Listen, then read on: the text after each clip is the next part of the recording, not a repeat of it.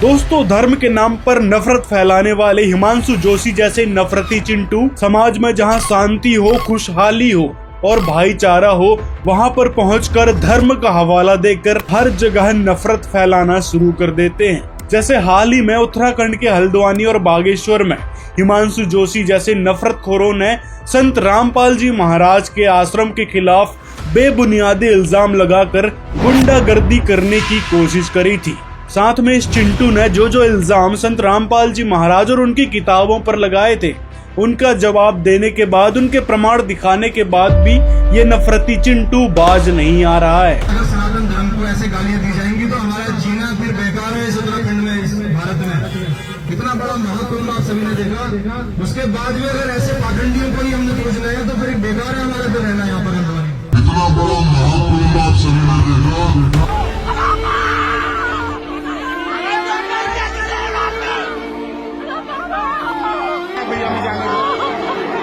लेकिन ना तो गंगा मैया ने पुकार सुनी, ना ही महादेव ने, ना ही ब्रह्मा विष्णु ने। इतना बड़ा महाकुंभ आप सभी ने देखा। लेकिन ये नफरतखोर विरोध के नाम पर हर जगह जहर उगल रहा है। वहीं कुछ भोले भाले लोग ये भी सोचे बैठे हैं कि हिमांशु जोशी जैसे लोग धर्म और संस्कृति को बचाने के लिए संघर्ष कर रहे हैं। लेकिन दोस्तों, आपको जानकर हैरानी होगी कि ये नफरती चिंटू धर्म और संस्कृति को बचाना नहीं चाह रहा, बल्कि समाज को तोड़ना चाह रहा है, समाज से भाईचारा खत्म कर देना चाह रहा है। क्योंकि इस नफरती चिंटू को धर्म का ABCD का भी ज्ञान नहीं है। तो सोचो, हिंदू धर्म के पवित्र सदग्रंथों का कहां से ही होगा, और शास्त्रों में लिखी जानकारी न होने के कारण ही ये समाज में विष घोलने का काम कर रहा है। लोगों को बेवकूफ मत बनाओ कि हिंदू हिंदू के नाम पे। तो ये दुर्दशा है उत्तराखंड की कि बिना धरने के, बिना आंदोलन के, शिकायत करने के बावजूद भी अगर कार्रवाई नहीं हो रही है। और इसी प्रकार इसने कई तरह की घटिया मानसिकता को लेकर उत्तराखंड में प्रचलित RSS यानी राष्ट्रीय स्वयं सेवक संघ, जो कि उत्तराखंड में बहुत प्रचलित है, इसकी आड़ में लोगों को ठगने के लिए RSS यानी राष्ट्रीय सेवा संघ नाम का एक फर्जी संगठन बनाया। इस फर्जी संगठन में जुड़ने के लिए जबरन वसूली करता है। इसी के कारण साल 2024 में अल्मोड़ा में इस पर FIR भी दर्ज हुई थी, जिसमें हिमांशु जोशी पर जबरन वसूली सहित कई सारे मुकदमे लगे। ये रहा न्यूज आर्टिकल। इस पर आरोप था कि हिमांशु जोशी अपने संघ से, यानी जो फर्जी RSS संगठन बनाया है, उससे जुड़ने के लिए टैक्सी चालकों को धमका रहा था और उनसे धमकाते हुए जबरन 501 रुपए ले लिए। पुलिस ने हिमांशु जोशी पर विभिन्न धाराओं में मुकदमा दर्ज कर लिया। वही हिमांशु जोशी ने पुलिस से बदसलूकी भी की थी, जैसे कि आप इस वीडियो में देख सकते हैं। रोटियां पड़ाव के चौकी वसूली कर रहे हो यार, कोई दिक्कत नहीं, हम बता देंगे कोर्ट में किसकी नाजायज ले रहे हैं, क्या ले रहे हैं, हमारे खाते में जाता है ट्रस्ट के। ठीक है, ये है, शिकायत कर रहे हैं ना, ये देखिए आप लोग। पुलिस के बार बार समझाने पर भी जब वह नहीं माना, तो पुलिस ने उसे BNS की धारा 172 के तहत कोतवाली में बिठा लिया। तो यहाँ से हिंदू भाई बहन आसानी से समझ सकते हैं कि किस प्रकार ये धर्म का नाम लेकर लोगों को ठग रहा था, यानी जबरन पैसे ऐंठ रहा था अपने संघ में जुड़ने के लिए। और मैं हिमांशु जोशी से कहना चाहता हूँ कि अगर तुमको धर्म और संस्कृति को ही बचाना है तो लोगों से भीख मांगने की क्या जरूरत पड़ गई थी। बेच देते अपनी जमीन जायदाद घर की और फिर लग जाते धर्म कर्म में। ऋषि महर्षि भी तो यही करते थे, जंगलों में साधना करते थे।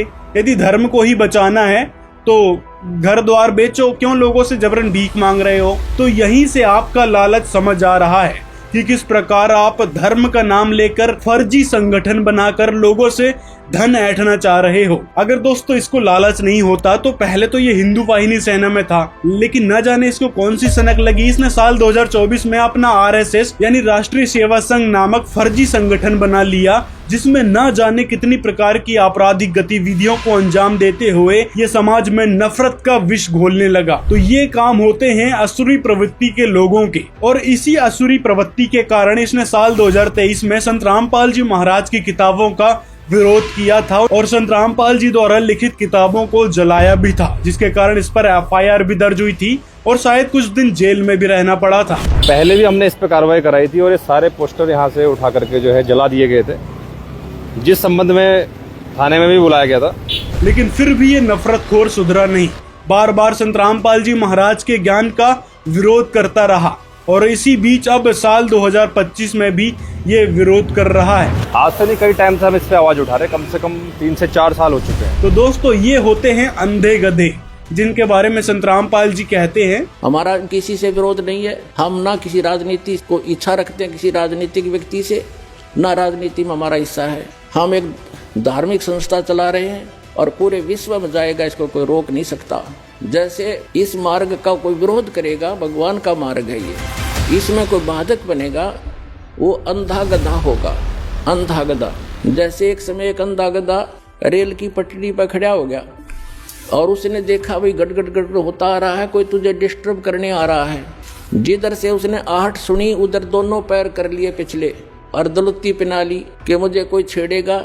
होता राजा बना खड़ा था बीच में, उसने ये नहीं मालूम था कि तू खुद गलत स्थान पर खड़ा है, को रेल के मार्ग में खड़ा है तू। जब ट्रेन निकट आई उसने अपनी शक्ति दिखाई, दोनों दलुत्ती चलाई और ट्रेन ने पटक कर टुकड़े टुकड़े कर दिया भाई। तो पुण्यात्माओं, इस परमात्मा कबीर जी के मार्ग में ये अंधे गधे हैं जो बाधक बन रहे हैं। समय आएगा परमात्मा इनको वो सजा देगा, याद रखेगा इनकी कई पीढ़ियों तक, और पूरा विश्व याद करेगा ऐसे जालिम लोगों ने जो भगवान के मार्ग में बाधा करते हैं। इन्हें मदद करनी चाहिए।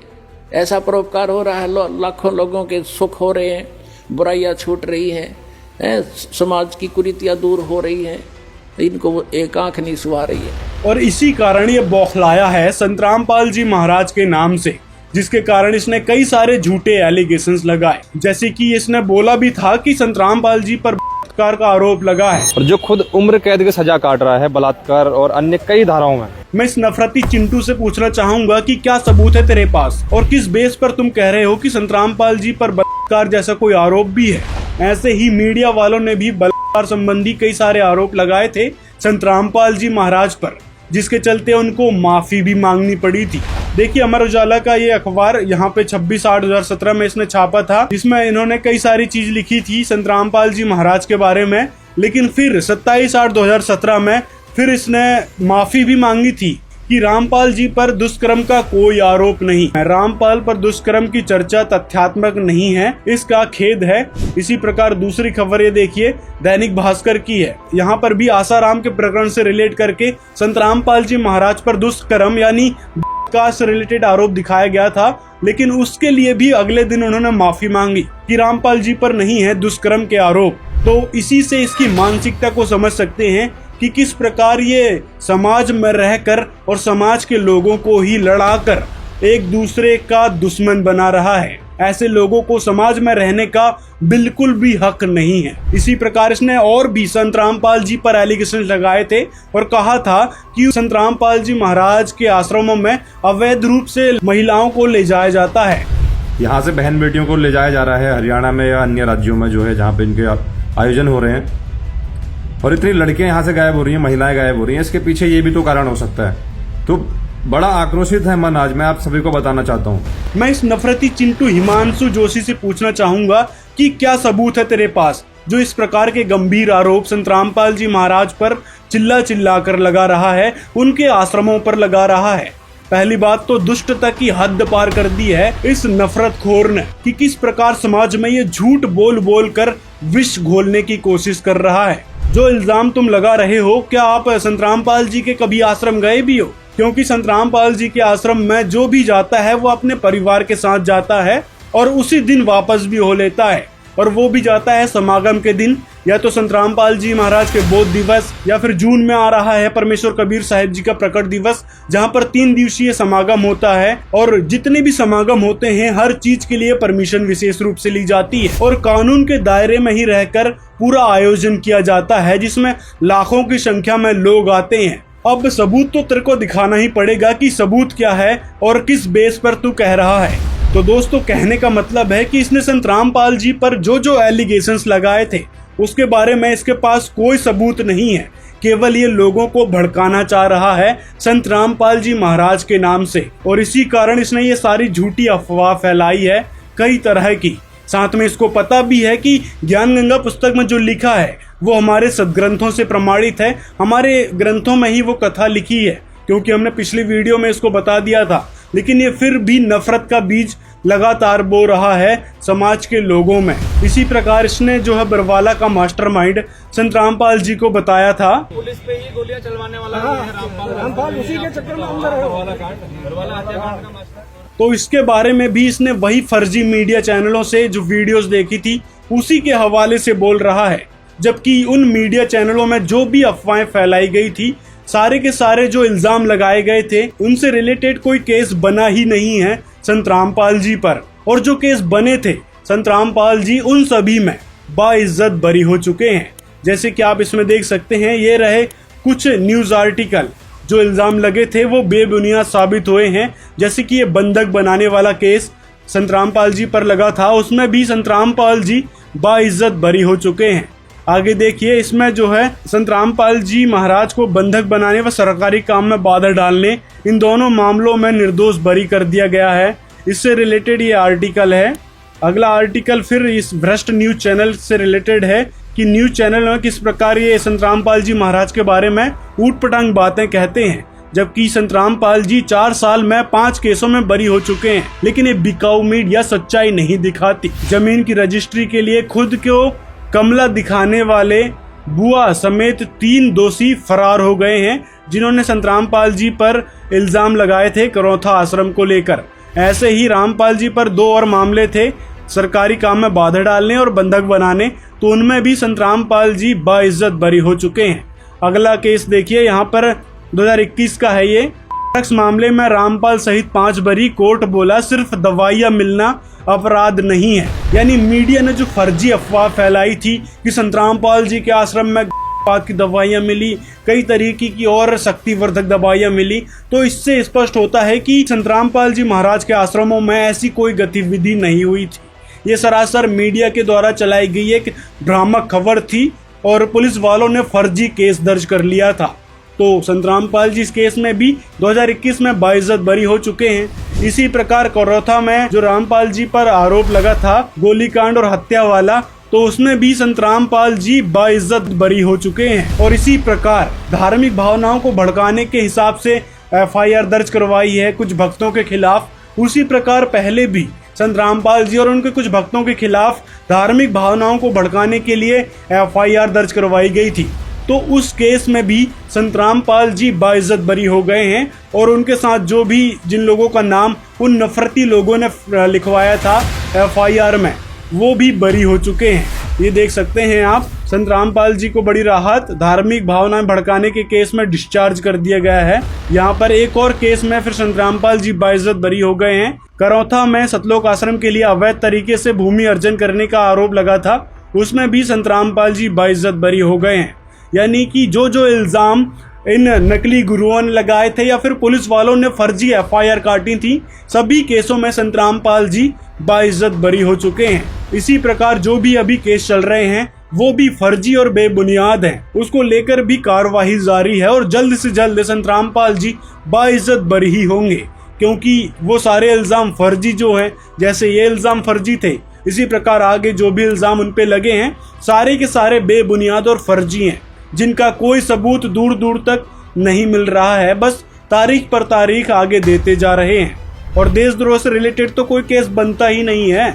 दिखाओ जरा कोई ऐसा प्रमाण कि संत रामपाल जी ने देशद्रोह जैसा कोई काम किया हो। संत रामपाल जी के मुख्य उद्देश्य देख लो।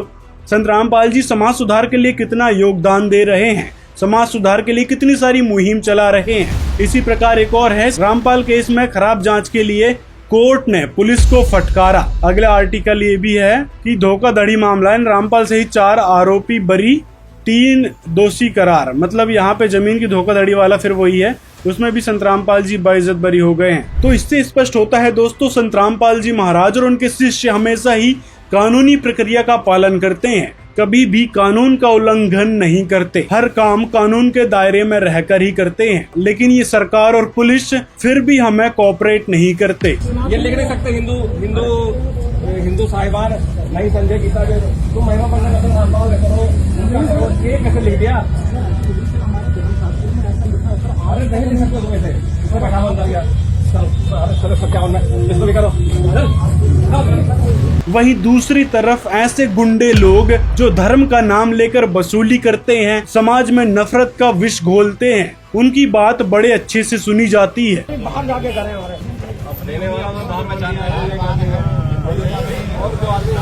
बस यहीं पर सवाल खड़ा हो जाता है जुडिशरी सिस्टम पर। तो पुण्यात्माओं, ये नीचता की हद कर रखी है इन लोगों ने। प्रशासन भी यहाँ तक खड़ा उनके साथ ही जुटा हुआ है। कोई बात नहीं, समय आने दो, दुनिया उनको बैड अकाउंट में लेगी। इनने इतिहास बुरा कर लिया। और साथ में पुलिस वालों के सामने ये नफरती चिंटू चिल्लाता फिर रहा है कि जमीन किसी से हत्या ली गई है, अवैध रूप से ये आश्रम बनाया गया है। बना रहे होंगे तो आपको 50 तरह की अनुमति लेनी पड़ेगी नगर निगम से, लेकिन इसको किसने अनुमति दे दी है? किस उद्देश्य से बनाया गया है? यहाँ लोगों को इकट्ठा करने के लिए क्या अनुमति है?